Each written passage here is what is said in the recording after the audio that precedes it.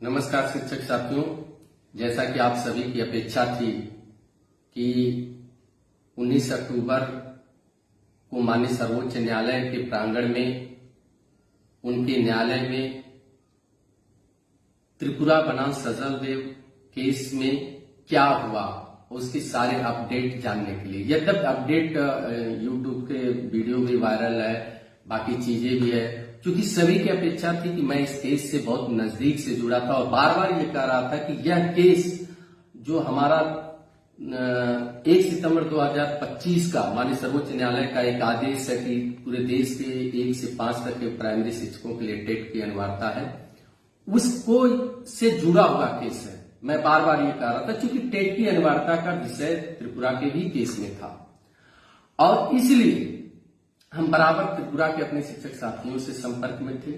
उनके देश के सबसे बड़े प्रतिष्ठित जो अधिवक्ता थे माननीय सलमान खुर्शीद जी के भी संपर्क में थे और जब कल हम लोगों को उस न्यायालय में सुनवाई के लिए जाना था, उसके पहले भी हम लोग माननीय अपने जो प्रतिष्ठित सम्मानित अधिवक्ता है सलमान खुर्शीद जी के साथ उनके चेंबर में बैठकर उनकी टीम के साथ इस केस पर काफी हम लोगों ने चर्चा पर चर्चा किया और हम लोगों का ये प्रयास था कि किसी तरह ये टेट अनिवार्यता का जो मुद्दा है उस पर ये केस स्टैंड करे, क्योंकि वही कोर्ट है, वही न्यायाधीश है, वही विषय टेट अनिवार्यता की है, तो पक्का है कि माननीय न्यायाधीश कहेंगे कि इस संदर्भ में हमने तो फैसला पहले ही दे दिया है। इसलिए बहुत ही बारीकी से पॉइंट को तैयार किया गया था और कल के विषय में सिर्फ इतनी तैयारी की गई थी कि हमारा केस स्टैंड करे, क्योंकि हमें अंदेशा था, हमारे शिक्षक साथियों को अंदेशा था, हमारे विद्वान अधिवक्ता को अंदेशा था कि त्रिपुरा गवर्नमेंट स्पष्ट मांग करेगी केस को डिसमिस करने की और वही हुआ। जैसे ही पटल पर त्रिपुरा सरकार बनाम सजल देव का केस आता है तो त्रिपुरा सरकार स्टैंडिंग काउंसिल के हमारे अधिवक्ता कहते हैं कि सर आपने तो 1 सितंबर 2025 को बहुत स्पष्ट टेट अनिवार्यता के विषय में पूरे देश के लिए एक आदेश दे दिया है, जिसके तहत इनको 2 वर्ष का मौका दिया गया है और हमारे यहाँ तो त्रिपुरा सरकार ने 5 साल का मौका दिया था, यानी 2022 में उन्होंने कहा था और 27 में करना है, जिसको माननीय न्यायाधीश भी एडमिट करते हैं और कहते हैं कि ऑलरेडी हमने तमिलनाडु के केस में 1 सितंबर 2025 को आर्टिकल 23 के पैरा 2 के तहत पूरे देश के टीचरों के लिए टेट की अनिवार्यता को आदेश दे दिया है और उसमें 2 वर्ष का छूट भी दिया है। फिर यहां से हमारे शिक्षकों की लड़ाई लड़ रहे वहां विद्वान प्रतिष्ठित अधिवक्ता सलमान खुर्शीद जी हस्तक्षेप करते और उन्होंने कहा, बहुत स्पष्ट कहा कि हमारे ये शिक्षक साथी उस आपके आदेश में यानी कि आर्टिकल 23 के पैरा 2 में नहीं आते। क्यों? क्योंकि 2011 के अमेंडमेंट के अनुसार एनसीटी के ये इनकी नियुक्ति जो है 2001 के नोटिफिकेशन हुई है और कोर्ट एडमिट करती है इस बात को, माननीय न्यायाधीश जी एडमिट करते हैं और इतना नहीं, वो कहते हैं कि तमिलनाडु का केस का रिव्यू आया है, उसके फैसले के आ जाने के बाद हम आपके केस को सुनेंगे और उनको 19 नवंबर का डेट दिया जाता है। आप ध्यान से सुनिएगा, 19 नवंबर का डेट दिया जाता है। अब इसमें 2 बातें बहुत महत्वपूर्ण बहुत बड़ी आई, जो शिक्षक साथी कह रहे हैं कुछ 2 मिनट की बहस में हो गया, निपटा दिया गया, कुछ कह रहे हैं कि क्या मिला। आप समझिए, एक तो कि उनको 19 नंबर का टाइम दिया जाता है और उसके साथ ही एक और ध्यान देने वाली बात है कि माननीय न्यायाधीश माननीय न्यायालय की तरफ से त्रिपुरा सरकार को आदेशित किया जाता है कि वो रिजवाइंडर दाखिल करे, रिजवाइंडर दाखिल करे, यानी रिजवाइंडर यानी कि जो शिक्षक साथियों की तरफ से हमारे टेट की अनिवार्यता को लेकर जो काउंटर दाखिल किया गया था, जो उस पे हम लोगों ने प्रश्न उठाए थे, उसको कोर्ट ने एडमिट किया और जो सलमान खुर्शीद जी के प्रश्न है जो रीट के अगेंस्ट काउंटर दाखिल हुई थी, उसको एडमिट किया और त्रिपुरा सरकार को कहा कि आप इनके प्रश्नों का जवाब यानी रिजॉइंडर लाकर दें। और दूसरी सबसे बड़ी बात, कल ओपन कोर्ट में माननीय न्यायाधीश ने कहा कि तमिलनाडु के केस का रिव्यू आया है, इसके फैसला आ जाने के बाद हम आपको सुनेंगे। ये बहुत महत्वपूर्ण बात है। आप सोचिए कितना महत्वपूर्ण बात है कि अभी तक तमाम शिक्षकों में ये हताशा निराशा थी, तमाम विद्वान लोग, तमाम शिक्षक संगठन के लोग ये कह रहे थे कि रिव्यू में जाने से क्या फायदा होगा, रिव्यू में सुना जाएगा कि नहीं सुना जाएगा, मे बी पॉसिबल ज्यादा से ज्यादा चांस है नहीं सुना जाएगा।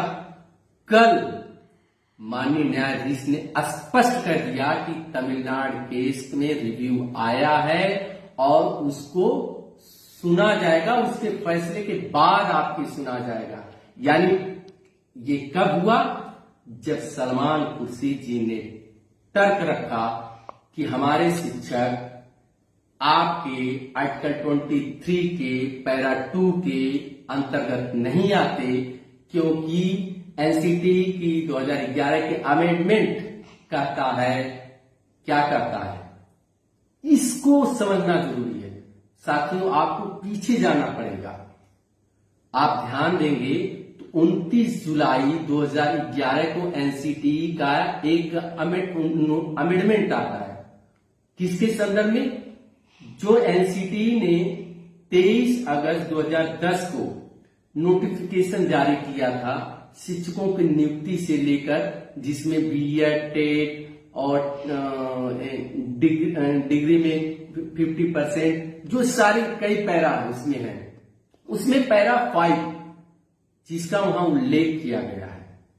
पैरा 5 जो कहता है कि वो शिक्षक जिनकी भर्ती प्रक्रिया जारी थी इस अमेंडमेंट के तिथि के पूर्व, जिनका विज्ञापन हो चुका था, उनकी नियुक्ति का 2010 के नोटिफिकेशन से नहीं, बल्कि उनकी नियुक्ति का जो आधार है वह 2001 के नोटिफिकेशन से है। यानी एनसीटी का जो 2001 का नोटिफिकेशन है वो प्रभावित होता है। तो इसका मतलब स्पष्ट है कि आर्टिकल 23 का पैरा 2 हम उन शिक्षकों पे लागू नहीं होता है जिनकी नियुक्ति या जिनकी नियुक्ति की प्रक्रिया 29 जुलाई 2011 के पूर्व ही प्रारंभ हो चुकी है या नियुक्ति हो चुकी है। चूंकि उनकी नियुक्ति की प्रक्रिया एनसीटी के जो नोटिफिकेशन जो मिनिमम अर्हता है वो 2001 पर हुई है। अब 2001 के जो मिनिमम अर्हता है वहां कहीं टेट की बात है नहीं। और इस पॉइंट को, इस लाइन को, मात्र एक लाइन को कि इनकी नियुक्ति 2001 के नोटिफिकेशन के आधार पर है, माननीय न्यायाधीश का वर्ड अगला था कि अब रिव्यू में हम इसको सुनकर फैसला देंगे, उसके बाद आपको सुनेंगे। अर्थात अब रिव्यू को सुना जाएगा।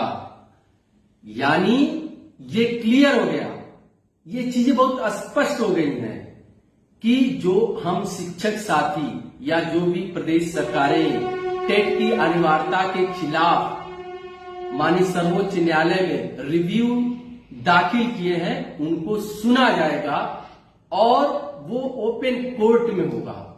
तो अब ये बहुत बड़ी बात है। बड़ी बात इसलिए है कि वो सारे जितने भी याची हैं, चाहे वो हमारे प्रदेश की सरकारें हों, चाहे हमारे सम्मानित शिक्षक संगठन हो, वो अपनी टीम से बात करके